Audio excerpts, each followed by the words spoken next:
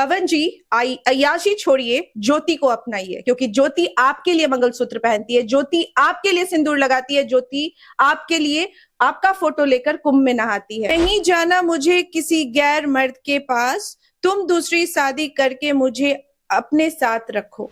नमस्कार दोस्तों, पवन सिंह की पत्नी ज्योति सिंह का एक स्टोरी देखे होंगे जिसमें लिखा होता है कि मैं गैर मर्द के साथ नहीं जाना चाहती, तुम बेशक शादी कर लो लेकिन मुझे भी अपने साथ रख लो। जैसे ही पवन सिंह की पत्नी ज्योति सिंह ये स्टोरी लगाती है, पूरे भोजपुरी जगत में तहलका मच जाता है और पूरे जो भी पवन सिंह के जानने वाले लोग होते हैं उनसे अपील करने लगते हैं कि भैया भाभी को अपना लीजिए, उन्हें भी उनका हक दीजिए और उन्हें पत्नी का दर्जा दे दीजिए। अब बहुत लोग इस पर बहुत सारी बातें कर रही हैं और अभी हमारे साथ जानी मानी समाज सेविका प्रिया सिंह हमारे साथ है। स्वागत है प्रिया जी। नमस्कार आप सभी को, और आपको भी धन्यवाद जो आप इस तरह के मुद्दों को लेकर के आते हैं और लोगों तक सच्चाई पहुंचाने का काम करते हैं। जी, अभी कुछ दिन पहले देखी होंगी, जैसे ज्योति सिंह का बहुत सारा इंटरव्यू भी आते रहता है, लेकिन कुछ दिन पहले ज्योति सिंह कुंभ में गई थी। पवन सिंह की तस्वीर लगा करके जो गंगा स्नान, जो अमृत स्नान हो रहा था, उसके बाद कल की जो स्टोरी थी वो पूरे भोजपुरी जगत में तहलका मचा दिया है कि मैं गैर मर्द के साथ नहीं जाना चाहती, तुम बेशक शादी कर लो पर मुझे अपने साथ रख लो। कैसे देखती हैं? जी देखिए, सबसे पहले तो मैं ज्योति सिंह के बारे में यही कहूंगी कि अगर वो ये बात बोल रही हैं तो सोचिए कहीं ना कहीं वो हिंदू धर्म की लाज रख रही हैं। नहीं तो आज के समाज में ये चीजें इतनी कॉमन हो गई हैं, डिवोर्स होना इतना कॉमन हो गया है कि जिसका कोई ये नहीं है। और अगर कोई ये लड़की बोल रही है तो आप ये समझ लीजिए कि वो कितनी पीड़ित है, वो कितनी ज्यादा पीड़ित है। ज्योति सिंह सच में पीड़ित है, उसके अंदर का वो जो बोलते हैं ना आह निकल रहा है कि भाई। और जिस तरह का स्टेटस उन्होंने अभी हाल फिलहाल लगाया था, उसमें उन्होंने ये लिखा था कि मैं, आप दूसरी वाइफ को ले आओ, अब जिसको रखना है रख लो, लेकिन साथ में मुझे रखो, क्योंकि वो किसी और के पास नहीं जाना चाहती। तो कहीं ना कहीं ये हिंदू धर्म की लाज रखने की कोशिश कर रही है। ये पवन सिंह की पत्नी ज्योति सिंह का स्टोरी है और इसमें साफ लिखा हुआ है, आप ही पढ़ करके सुना दीजिए पूरी तरीके से क्या लिखा हुआ है। नहीं जाना मुझे किसी गैर मर्द के पास, तुम दूसरी शादी करके मुझे अपने साथ रखो। अब समझिए इसमें एक औरत का कितना दर्द समझ रहा हूं। बहुत दर्द है। कहीं ना कहीं ये स्टोरी जब लगाई होगी वो किस हालात में होगी, उनके अंदर कितना पेन होगा, वो कितनी तकलीफ है। भाई मैं एक चीज पूछना चाहती हूँ पवन सिंह से, आप एक बात बताइए, ऐसे आप इतने अच्छे, अपने आप को इतना ज्यादा साफ छवि दिखाने में लगे रहते हैं, लेकिन जब बात आती है आपके खुद के घर पे, तो आप जरा से ये बताइए कि आप ऐसे माई बहन, माई मदर, इन चीजों की आप बहुत बात करते हैं, ठीक है, अपने परिवार के बारे में क्यों नहीं सोचते, उसके बारे में क्यों नहीं सोचते, जब आप देखते हैं कि आपका खुद का घर आपसे संभल नहीं रहा है।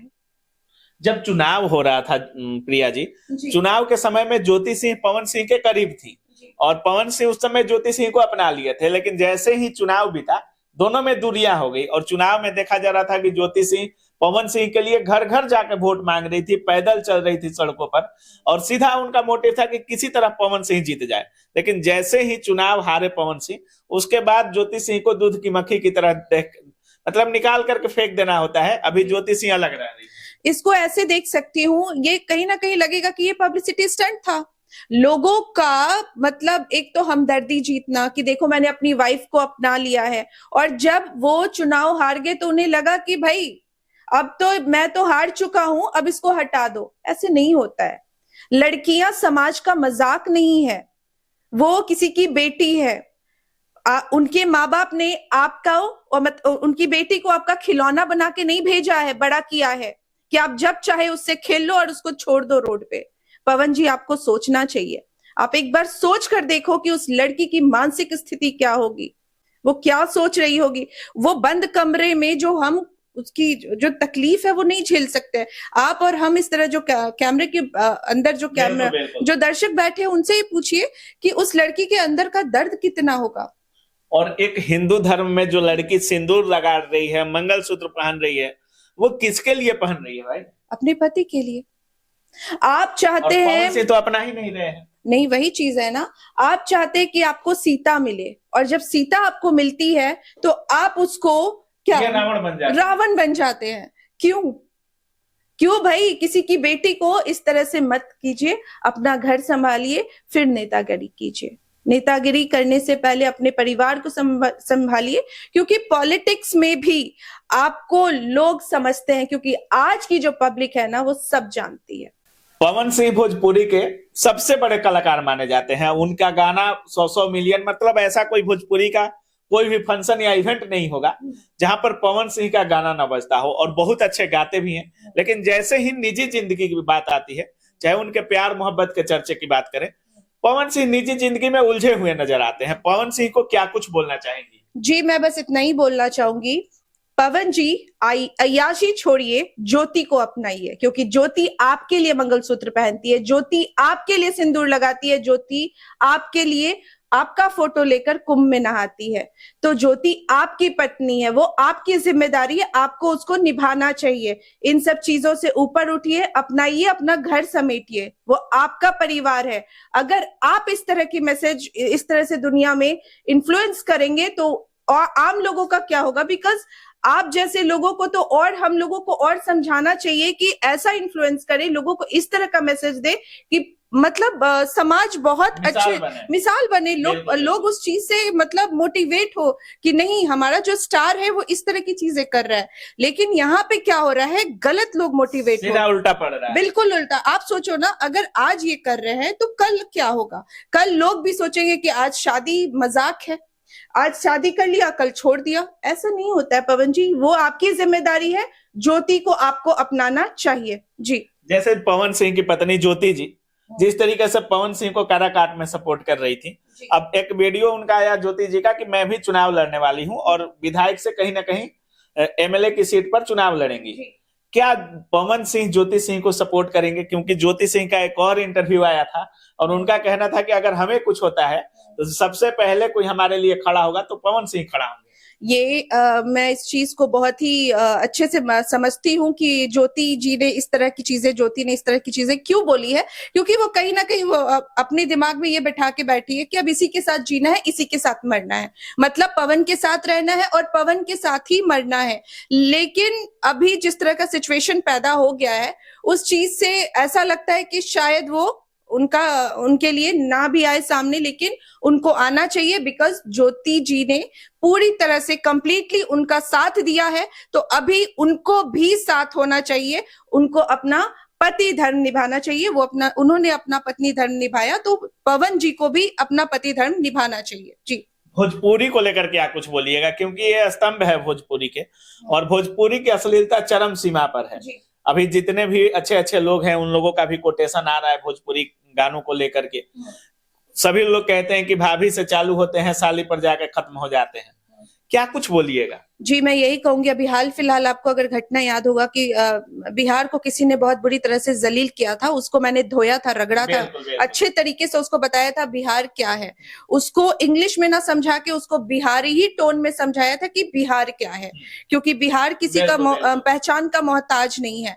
तो हमारे बिहार से जो स्टार्स बनते हैं, हमारी बिहार की भूमि से, हमारे बिहार की मिट्टी से जो स्टार्स बनते हैं, ये उनका कर्तव्य है, ये उनका परम कर्तव्य है कि हमारे बिहार की धरती के बारे में लोग अच्छा सोचे, उनके हमारे सभ्यता के बारे में लोग अच्छा सोचे। तो हम लोग कहीं ना कहीं दुनिया गाने से तो लगता है कि इतना फुहड़ता, इतनी अश्लीलता, आपको नहीं लगता कि इन सब चीजों पर कार्रवाई होनी चाहिए? बिल्कुल होनी चाहिए। आपको देखिए, कार्रवाई होनी चाहिए, इस पे रोक लगनी चाहिए। अश्लीलता और क्लास में बहुत फर्क होता है। आप चीजों को एक अच्छे क्लास में दिखा सकते हैं, लोगों के बीच में आप अच्छा इन्फ्लुएंस कर सकते हैं। अगर आपको याद होगा तो नदिया के पार एक मूवी आई थी, बिल्कुल। नदिया के पार का आप गाना जाके सुनो, आपको पता चलेगा बिहार की मिट्टी क्या है।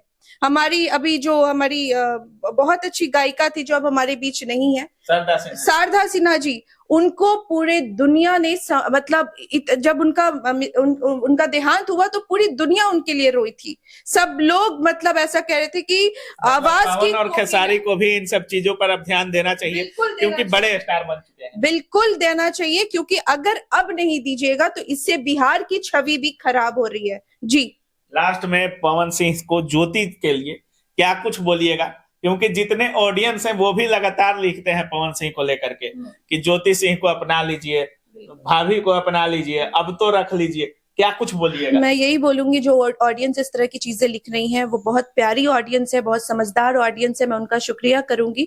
और आज की ऑडियंस समझदार हो गई है, उन्हें समझ में आता है कि किसी का इमोशंस क्या है। तो मैं यही चीज कहूंगी कि पवन जी अपने परिवार को अपनाइए, अब कितनी शादी करिएगा, अपनाइए, आपकी वो वाइफ है, आपको उनको घर में रखना चाहिए, उसको रिस्पेक्ट देना चाहिए और समाज में एक अच्छा मैसेज देना चाहिए, एक उभरता हुआ एक अच्छा छवि लेकर आइए सामने से। नेतागिरी इसमें भी है, और छवि आप जितना सुधारेंगे, लोग आपको मतलब एक अच्छा मैसेज होना चाहिए समाज में, एक दमदार मैसेज कि हाँ पवन जी ने सच में ये कर दिखाया। अब अपना परिवार बसाइए पवन जी। जी देखिए, उनकी माता भी चाहती होंगी, माता श्री का भी एज हो रहा होगा पवन जी के, और उनके माँ बाप भी चाहते होंगे कि ओवियो की वो पोता खिलाएं, पोती खिलाएं। तो ऐसे 40-45 साल तक अगर लोग यही करते रहेंगे तो परिवार कैसे आगे बढ़ेगा। हम जितने भी ऑडियंस है उनकी तरफ से कह रहे हैं कि हम लोगों को भी हक बनता है कि अपने स्टार का आगे परिवार बने। अब सब कुछ भूलकर ज्योति को अपनाइए, परिवार को अपनाइए और समाज में एक अच्छे दमदार छवि के साथ लोगों को अच्छा मैसेज दीजिए। चलिए, बहुत बहुत धन्यवाद। धन्यवाद, नमस्कार।